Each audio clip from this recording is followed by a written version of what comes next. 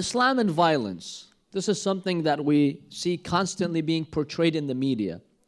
And the media gives you the impression that Islam is a violent religion. How do we respond to that? First of all, look at the life of the Prophet, peace be upon him. If you ever want to know what Islam is, look at the founder of Islam. What did he say? How did he live? How did he treat his community? The Prophet, peace be upon him, was born in Mecca, and he lived in Mecca for 53 years of his life. The last 13 years of those 53, from 40 to age 53, the Prophet was preaching Islam, because at the age of 40 he received revelation. How did the Meccans treat him? Do you know? How those Meccans treated the Prophet and they treated the Muslims at the time? There was a man by the name of Al-Khabbab ibn al-Art or al-Urat. Two pronunciations. Khabbab, he was a slave owned by a Meccan woman. A Meccan woman, one of those pagans, owned him. She found out that he became Muslim. All he did is he says, I believe in the one God only. That's all he did, and that Muhammad is the messenger of God. That was his crime, according to those Meccans. You know what she did? She tied him to a pole, and she took an iron rod. An iron rod, she put it in fire until it became red hot. And she ironed his back, all of his body. He fell unconscious. When he regained consciousness, she did that to him again 3 times. She burned him just for becoming a Muslim. You see how the Meccans persecuted those Muslims? He himself, the Prophet, when he would pray in the Grand Mosque in Mecca, they would verbally abuse him. They would physically attack him. They would take the guts of the animals, they would throw it at him. For 13 years, Muslims were highly persecuted in Mecca. The Prophet, they try to kill him, he goes to Medina. He flees Mecca, he goes to Medina. 10 years in Medina, they wage battles against him. 82 battles.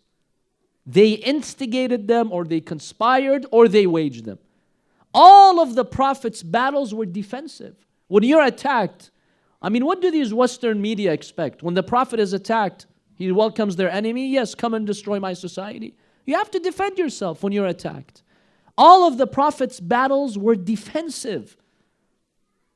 And by the way, in all of these battles, the 82 battles of the Prophet, how many people died, you think? From both sides. Muslims and non-Muslims. 10 million? That's how the media seems it to be, right? 1 million? 100,000? There are 3 estimates. One is 700. 82 battles. 700 people died on both sides. And they consider him to be violent. And he is defending himself, for God's sake. The second estimate is what the Hajj said, 1,000. The biggest, the largest estimate is 1,400. 82 battles, 10 years, and the Prophet is defending himself. And 700 to 1,400 people were killed from both sides in all of these battles. Look at World War II. A war that had nothing to do with Islam, that involved Western countries only. Western countries. Okay? How many people were killed? 50 to 70 million.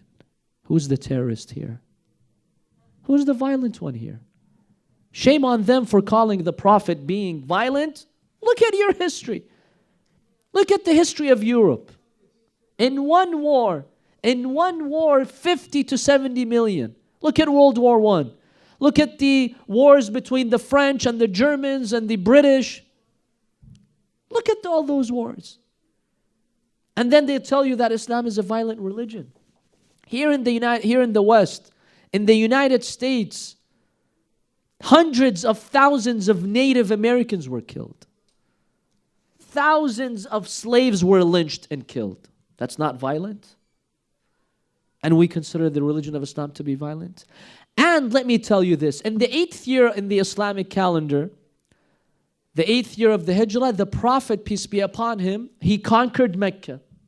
After all the years, the pagans are persecuting the Prophet and the Muslims, and they waged all these battles, tens of battles. Now the Prophet has the upper hand.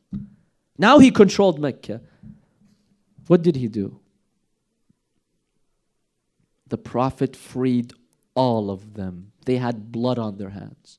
Show me one ruler, one man in history who was persecuted for 21 years.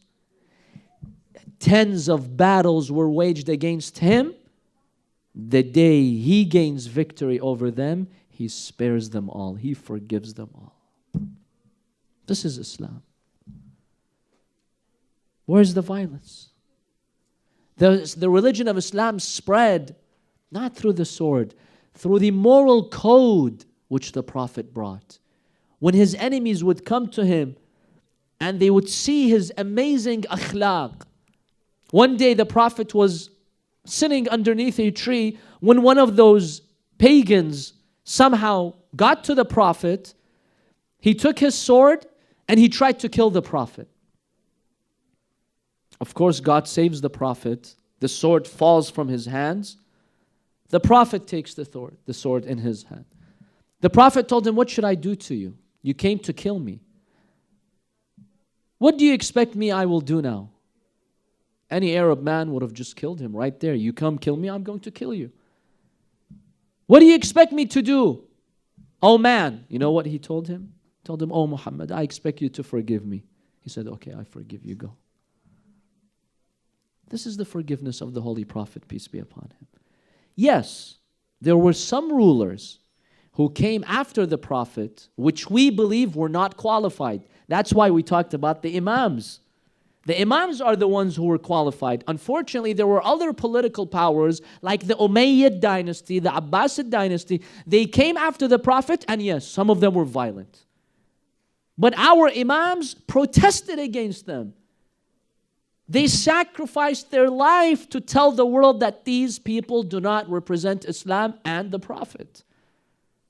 Why did Imam Hussein sacrifice his life? To tell the world that Yazid does not represent Islam. And that's why you have groups like ISIS today. Who does ISIS follow? Not Muhammad. That's the biggest lie in history. ISIS follows Yazid, the Umayyad dynasty, the Abbasid dynasty. They follow them, not the religion of Islam.